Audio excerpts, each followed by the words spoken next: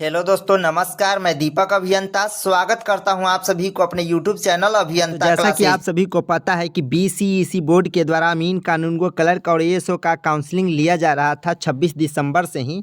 और आज 22 जनवरी 2024 है और फाइनली जो है आज काउंसलिंग समाप्त हो चुका है। तो यहाँ पर बात करेंगे इस वीडियो में कि काउंसलिंग जब समाप्त हुआ है तो इसमें कितने छात्र अब्सेंट रहे हैं, कितने को फर्जी समझ के भगाया गया है, सारी चीज़ें पर बात करेंगे। तो वीडियो को अंत तक देखिएगा। साथ में लास्ट में ये भी बात करेंगे कि मेरिट लिस्ट आखिर कब तक आने की संभावना है।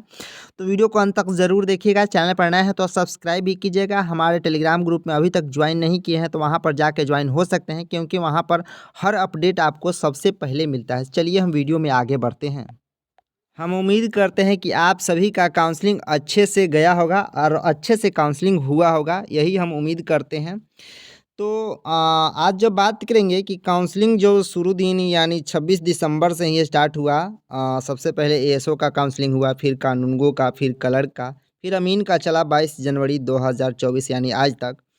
तो आखिर बात करेंगे कि कितने छात्र अब्सेंट रहे और अब्सेंट होने का कारण क्या क्या रहा, ये सारी चीज़ यहाँ पर देखेंगे। तो सबसे पहले मैं आपको बता देता हूँ कि 10,101 पदों पर जो वैकेंसी आई थी, इसका काउंसलिंग में लगभग 23,000 प्लस कैंडिडेट को बुलाया गया था। लगभग एवरेज मान के चले तो 2.5 गुना, लेकिन कोई कोई कैटेगरी में 3 गुना बुलाया गया, कोई कोई कैटेगरी खाली रह गया, इसलिए ऑल एवरेज 2.5 गुना के आसपास आता है, 2.345 टाइम्स आता है। ठीक है, तो सभी का काउंसलिंग हुआ। इसमें देखिए काफ़ी सारे छात्र अब्सेंट रहने का बड़ा रीज़न है। अब्सेंट रहने का छात्र के पास एक ही रीज़न है कि आप सभी को पता है कि जो अमीन कानूनगो क्लर्क एएसओ का जो वैकेंसी आई है संविदा पर आया है, और ये संविदा पर ही है यानी परमानेंट नहीं है।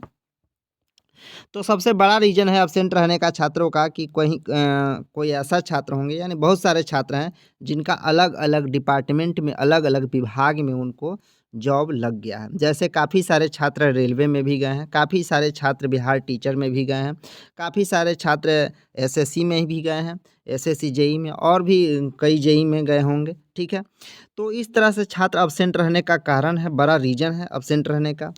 तो मोटा मोटी शुरू दिन से ही पता चला है, हालांकि हर दिन का अपडेट मैंने लेता था छात्र से, हर दिन का अपडेट, और आज भी अपडेट लिया हूँ। तो मोटा मोटी मान के चलिए कि काउंसलिंग में जो अब्सेंट का पता चला है, मोटा मोटी यहाँ पर 10 से 15% छात्र जो है अब्सेंट देखने को मिला है, 10 से 15%। और देखिए एक चीज़ और आप लोग गौर कीजिएगा, आप लोग कमेंट करने लगते हैं कि आपको कहाँ से पता चल गया, आप झूठ बोल रहे हैं, ये हुआ। देखिए, तो 10 से 15% हमें पता चला है, वो मैं बता रहा हूँ, और आपको विश्वास करना है अन्यथा नहीं करना है, ये आपके ऊपर डिपेंड करेगा। हो सकता है ये डेटा में थोड़ा सा इधर उधर हो सकता है, लेकिन 10 से 15% छात्र जो है यहाँ पर काउंसलिंग में अब्सेंट देखने को मिला है। काफ़ी सारे इसका अब्सेंट होने का रीज़न भी हो सकता है। ठीक है, एक चीज़ और है कि जब देखे होंगे कि जब फॉर्म अप्लाई हुआ था 2022 में, अक्टूबर 2022 में मार्क्स बेसिस पर निकला था, उसमें काफ़ी सारे छात्र जो हैं फर्जी सर्टिफिकेट लेकर के अपना जो है मतलब फॉर्म अप्लाई कर दिए थे। फिलहाल उसको रद्द करके एग्ज़ाम बेसिस किया गया। तो एग्ज़ाम बेसिस में भी काफ़ी सारे छात्र जो हैं उसी फॉर्म को अप्लाई किए जो कि फर्जी सर्टिफिकेट बनाए हुए थे। तो फर्जी सर्टिफिकेट के तौर पर वहाँ पर काउंसलिंग में क्या हो रहा था कि काउंसलिंग जैसे जिन पर संदेह हो रहा था, जैसे कोई प्राइवेट कॉलेज का सर्टिफिकेट था, तो उन पर संदेह हो रहा था, तो उनसे कुछ क्वेश्चन भी पूछे जा रहे थे, और कुछ का तो ऐसा फर्जीवाड़ा था जो कि सीधे सीधे साइबर कैफ़े से लग रहा था जैसा उनका मार्कशीट प्रिंट करके आ गया हो, और काफ़ी त्रुटियां थी मार्कशीट सर्टिफिकेट वगैरह में। तो इस तरह से लगभग 5 से 6% कैंडिडेट को वहाँ से सीधे निष्कासित किया गया। शक के आधार पर, फर्जी के आधार पर, जांच पड़ताल के आधार पर काफ़ी अच्छे से जांच हुआ, तो 5 से 6% छात्र निष्कासित किए गए, यानी 100 में 5 से 6 कैंडिडेट निष्कासित किए गए। यानी मान के चले तो यहाँ से 20% के आसपास ऐसे हो जाते हैं जो कि यहाँ से सीधे आपको अब्सेंट तो हो गए, और 5 से 6% सीधे निष्कासित हो गए। तो 20% छात्र अब्सेंट मान सकते हैं यहाँ पर। 20% छात्र जब अब्सेंट हो गए, और यहाँ पर एक चीज़ और घबराइएगा नहीं आप लोग, जो कैंडिडेट का डॉक्यूमेंट जो है पेंडिंग किया गया है उनको आज जो जैसे आज का डॉक्यूमेंट पेंडिंग किया है उनको 29 जनवरी तक पेंडिंग जमा करने का ऑफर है। हम उम्मीद करते हैं वो सभी लोग जमा कर देंगे।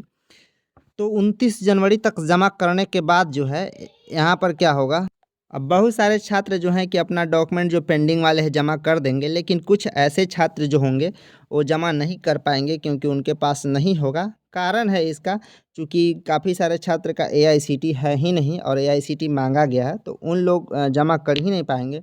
तो उन लोग का क्या होगा आप ही समझ सकते हैं। तो इस तरह से कुल मिलाकर आप बात करें तो लगभग 20% छात्र जो है सीधे काउंसलिंग से बाहर होंगे। मतलब काउंसलिंग 80% छात्र का ही हुआ है, लगभग 80% छात्र का ही काउंसलिंग हुआ है। तो आप मान के चलेंगे यहाँ पर, तो मान के यहाँ पर आप चलेंगे कि 80% छात्र जो है उनका मतलब क्लियर काउंसलिंग हुआ है और वो लोग काउंसलिंग मतलब क्लियर कैंडिडेट हैं 80%। तो मान के चलिए कि 24,000 कैंडिडेट हैं, 23,000 प्लस हैं, तो 24,000 मान लेते हैं। 24,000 कैंडिडेट का अगर 80% निकालिएगा तो लगभग 19,000 प्लस होते हैं, 19,000 प्लस। तो 19,000 कैंडिडेट जो हैं सभी पोस्ट, चारों पोस्ट के लिए मैं बात कर रहा हूँ, 19,000 कैंडिडेट जो है यहाँ पर जो है काउंसलिंग में सक्सेस किए हैं। मान के चलिए मोटा मोटी 19,000 प्लस ही है, 19,000 20,000 के आसपास, ठीक है।